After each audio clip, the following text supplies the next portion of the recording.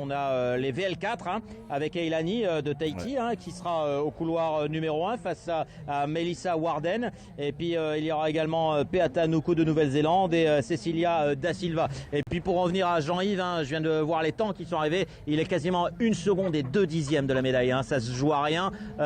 Des fois un peu le départ, les détails sur les courses de sprint sont difficiles, alors que vous voyez la ligne de départ avec notre représentante de Tahiti en Paravaa VL4, Eilani Tama qui également qui va être à la course à la médaille dans cette catégorie, alors que c'est le drapeau rouge, messieurs. Je vous laisse pour le début de cette course avec encore une chance de médaille, parce que c'est une finale directe pour le V1 500 mètres VL4. Drapeau rouge, bientôt le départ.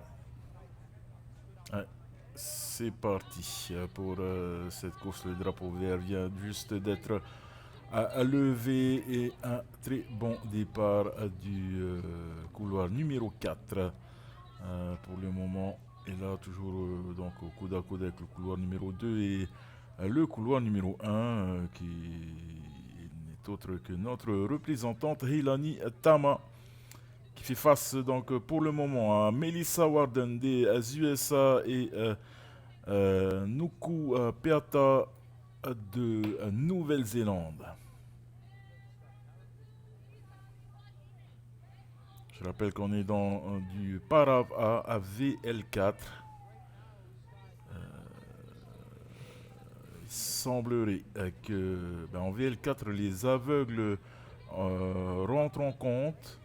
Il semblerait que Cecilia Da Silva soit une aveugle, parce que je vois un deuxième Vaho et juste derrière elle pour être son guide au niveau de la rame. On verra un peu plus tard, peut-être avec les images aériennes. Mais en tout cas, le combat ferrage, voilà. Sur ces images, vous voyez deux Vaha. Cela veut dire que le V1 de devant, celui qui est dans le couloir numéro 5, est une rameuse aveugle, avec juste son coach et son guide juste derrière elle. Chapeau bas à ces rameuses Paravaa qui forcent le respect et l'admiration.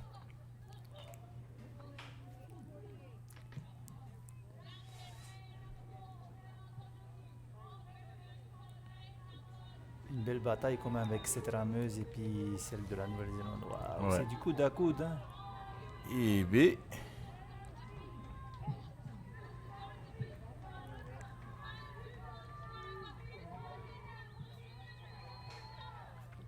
Devant, apparemment, la représentante néo-zélandaise aurait quelque peu lâché, alors que je n'arrive pas à voir quel est le couloir Melissa Warden, en deuxième plan. des États-Unis en Est-ce couloir que 2. ce serait Melissa Warden des États-Unis? Ouais, c'est bien ça. Melissa Warden qui apparemment est en tête de course pour le moment.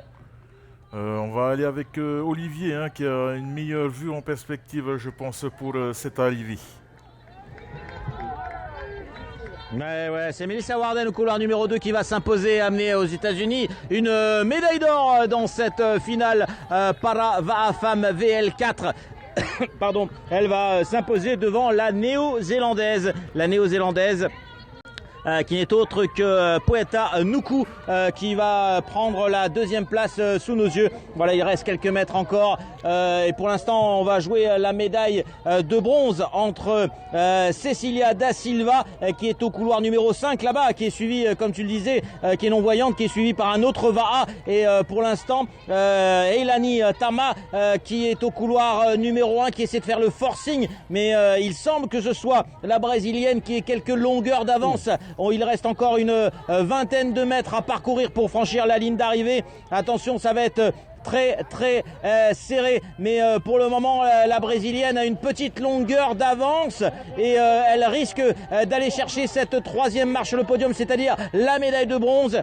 Eilani Tama malheureusement va terminer juste derrière. Il reste quelques mètres à franchir et voilà pour la Brésilienne qui rapporte pour le Parava'a et la délégation brésilienne une nouvelle médaille, une médaille de bronze. Très belle quatrième place pour Eilani Tama qui voilà, en termine sur ses V1 500 mètres. Super.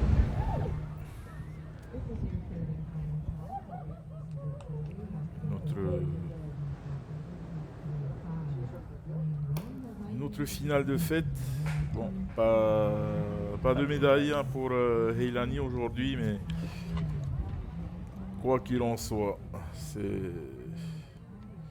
ces rameurs, rameuses Parava forcent réellement le respect et l'admiration. Hein.